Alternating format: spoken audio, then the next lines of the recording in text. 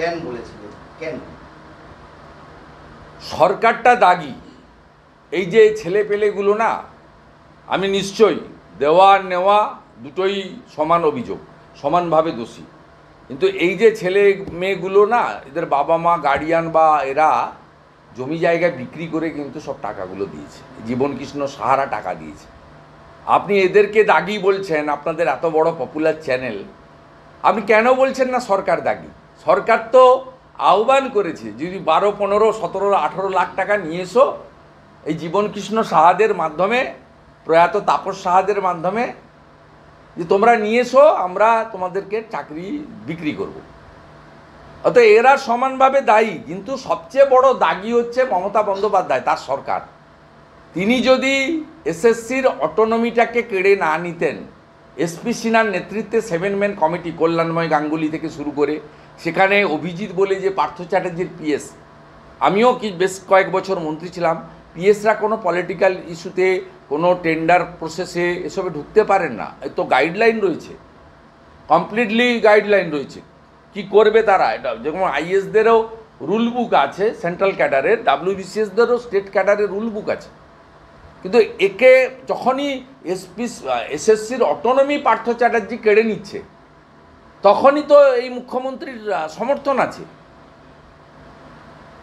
অর্থাৎ আপনি কেন ওই, নিশ্চয়ই যে 6000, 7000 যা আসবে লিস্টে, তারা অভিযুক্ত বা তারা ঘুষ দিয়ে চাকরি পেয়েছে, যোগ্যতায় পায়নি, তাদেরকে আমি আড়াল করছি না। আমি মনে করি মূল দাগি, সবচেয়ে বড় দাগি মমতা বন্দ্যোপাধ্যায়ের মন্ত্রিসভা। মমতা বন্দ্যোপাধ্যায় পার্থদা করেছে আমি জানি না, কথা বলতে পারেন না।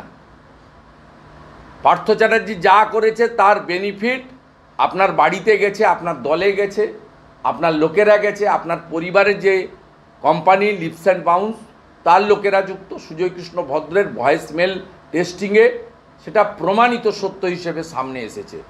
তাই বলুন দাগি মমতা বন্দ্যোপাধ্যায়, তার মন্ত্রিসভা দাগি।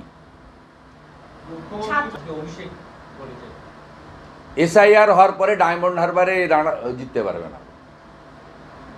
এসআইআর হওয়ার পরে ডায়মন্ড হারবারেও জিততে পারবে না। আমিও চ্যালেঞ্জ দিলাম, তৃণমূল কংগ্রেস 3 অঙ্কতে যাবে না। তৃণমূল কংগ্রেসের সুপ্রিমো নন্দীগ্রামে হেরেছে, এবারে ভবানীপুরে হারবে। ছাত্র নির্বাচন নিয়ে তৃণমূল ছাত্র পরিষদের প্রতিষ্ঠা বার্ষিকীর মঞ্চে নীরব মমতা অভিষেক। ছাত্র নির্বাচন নিয়ে নীরব, সব তো বুড়ো। ছাত্রকে 2 বাচ্চা, 3টে করে বাচ্চা, কারো কারো একটা স্ত্রী আর একটা 3টে বান্ধবীও আছে। এগুলো ছাত্র নাকি? এই যেগুলো মঞ্চে ছিল, নাচন কুদন করছিল, ওগুলো ছাত্র নাকি? দাদু হয়ে গেছে কেউ কেউ। ছাত্রদের কথা আসবে কেন? চাকরির কথা আসবে কেন? মেধার কথা আসবে কেন? উনি তো বলছেন যে তিনি 2 কোটি লোককে দারিদ্র সীমার নিচে নামিয়েছেন, উপরেও না। অর্থাৎ 2 কোটি লোককে গরিব করেছেন উনি, আজকে বলেছেন তো।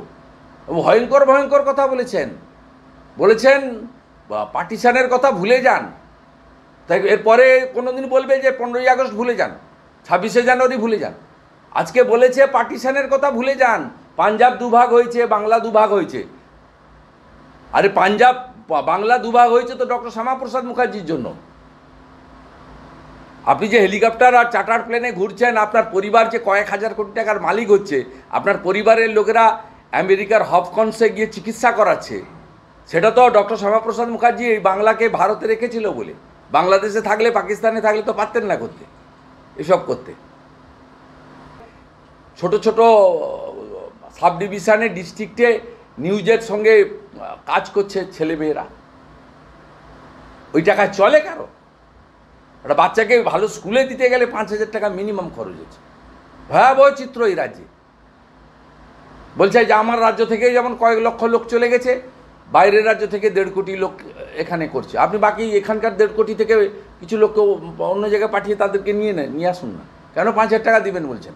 রিড অ্যান্ড রাইট গ্রুপ ডিতে চাকরি দিয়ে দেন, দম আছে দিয়ে দেন 60 লাখ পরিযায়ী শ্রমিককে।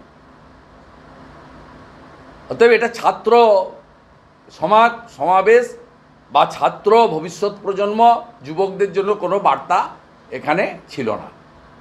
ছিল দম্ভের প্রকাশ, ঔদ্ধত্যের প্রকাশ, আর ভীষণ ভয় থেকে তিনি ভারতবর্ষের প্রধানমন্ত্রী, দেশভাগ ইত্যাদি অনেক কথা বলেছেন, যে কথাগুলো কোনো ভারতবর্ষে সংবিধানকে সামনে রেখে কোনো জনপ্রতিনিধির মুখ থেকে মানুষ আশা করে না।